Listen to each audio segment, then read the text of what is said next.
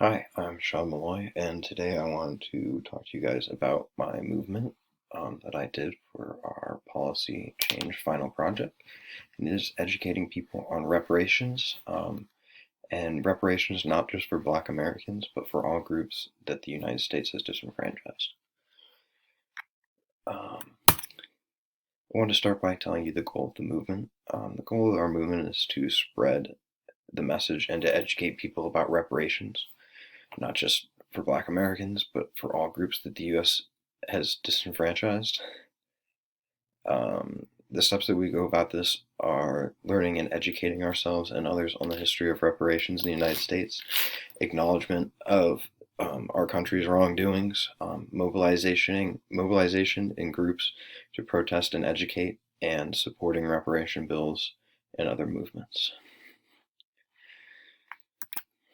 Some of the demands of our movement are that the United States implement curriculum educating people about the meaning and history of reparations in the U.S. and the world. Lawmakers advocate for a uniform system to address reparations for groups that the U.S. has disenfranchised, and for Congress to set up committees to study how efforts or the effects of systemic racism, Jim Crow laws, Chinese Exclusion Act, border laws, redlining, segregation, etc., have impacted these communities in the United States and what we can do to address it.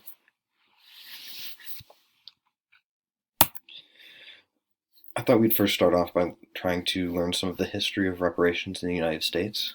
The first case of the U.S. government issuing any type of reparations was to Belinda Sutton, a freed woman. After she was freed, she sued the Commonwealth of Massachusetts and was awarded £15 from the estate of her former slave master. Another popular instance of reparations being given was the Special Field Order number 15, which stated that all freed Black people would receive an army mule and not more than 40 acres.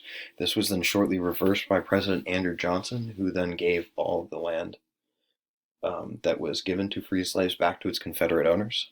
1934, Congress authorized $5.5 million in the Indian Reorganization Act over 7 years for the acquisition of over 1 million acres of land that would be added to the reservations. As we went over in class, the Civil Liberties Act, which was signed by Ronald Reagan, providing $1.2 billion to the living Japanese Americans that were interned during World War II. In 2001, Oklahoma legislature passed a bill to pay reparations to the town of Greenwood, or Black Wall Street, for the Tulsa race riots of 1921. This came in the form of low-income student scholarships, economic development, and memorials.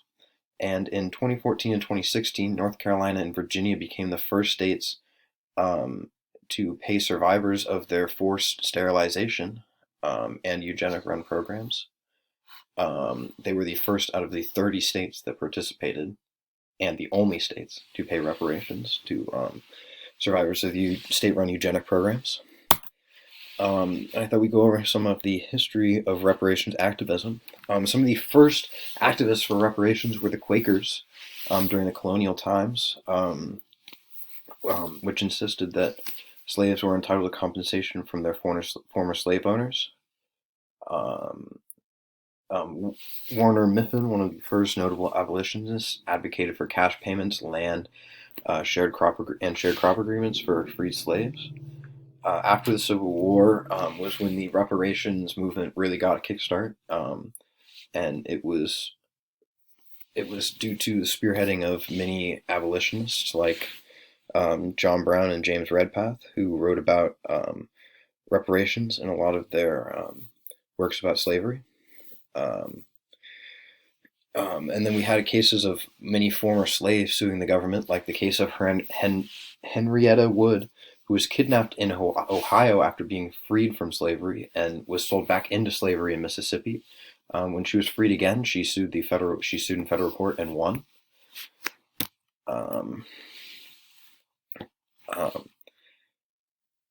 In 1915, the National Ex-Slave Mutual Relief Bounty Pension Association, led by Callie House, sued the U.S. Treasury for $68 million worth of cotton that was taxed between 1862 and 1868.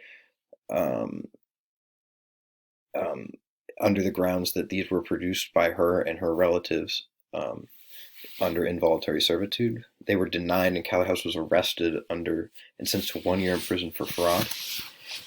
More recent reparation activism comes in the form of Queen Mother Moore, who was the best-known advocate for African-American reparation through the 1950s and 60s. She was based in Harlem and worked with many civil rights leaders to march and advocate for reparations. And most recently, the Black Lives Matter group has taken up the fight for reparations, laying out lists of demands and acknowledging the effects that slavery has impacted Black communities and what we can do to fix it. The next step that we should take within our movement is acknowledgement of wrongdoing. This is the most important step in the fight for reparations. We need to push for acknowledgement to take place on federal, state, local, and personal levels. Without group acknowledgement, we can never come together and advocate for a uniform system of reparations. Not just acknowledging wrongdoing is not just apologizing, but it is also acknowledging how the lasting effects of our wrongdoings and how it impacts communities still to this day. Here I have some history of the U.S. apologizing for wrongdoings. In 1983, the U.S. apologized for shielding Nazi Klaus Barbie in the U.S. after World War II when he was wanted for war crimes. As we went over, Ronald Reagan apologizing for Japanese internment camps in 1988. In 1993, Congress apologized to the people of Hawaii for the U.S. government role in the coup to overthrow the Kingdom of Hawaii. In 1997, President Clinton apologized for the Tuskegee experiments, where hundreds of Black men were given syphilis in order to study them. And in 2008, House of Representatives issued an apology for slavery and Jim Crow laws. This was considered unprecedented at the time, as Congress had been pushed to make a apology for years, but this came 145 years after the Emancipation Proclamation, 40 years after the Civil Rights Movement, and 20 years after the apology for Japanese internment, which to me does not sound unprecedented. It sounds like there was much precedent for that apology.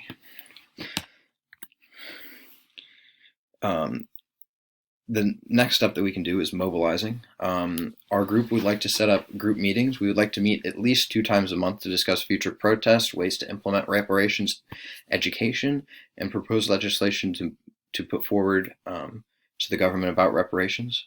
We're looking to start different chapters all across the U.S., and there will be more on that later.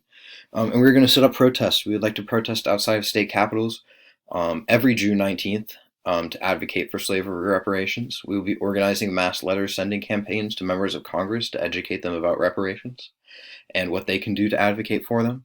And we will be buying local and national TV and newspaper space to educate people on the history and what they can do to advocate for reparations for any disenfranchised group. And finally, our movement calls for the support of reparations legislation and other movements in the fight for reparations. One form of legislation that has been put up to the House is the bill H.R. 40. The bill H.R. 40 would establish a commission to study the effects of slavery on African American communities and recommend appropriate remedies. Unfortunately, the bill was vetoed by Congress in 2018, but has been brought back in 2020, and hopefully with support of members in Congress and people outside of Congress, we can help get it passed.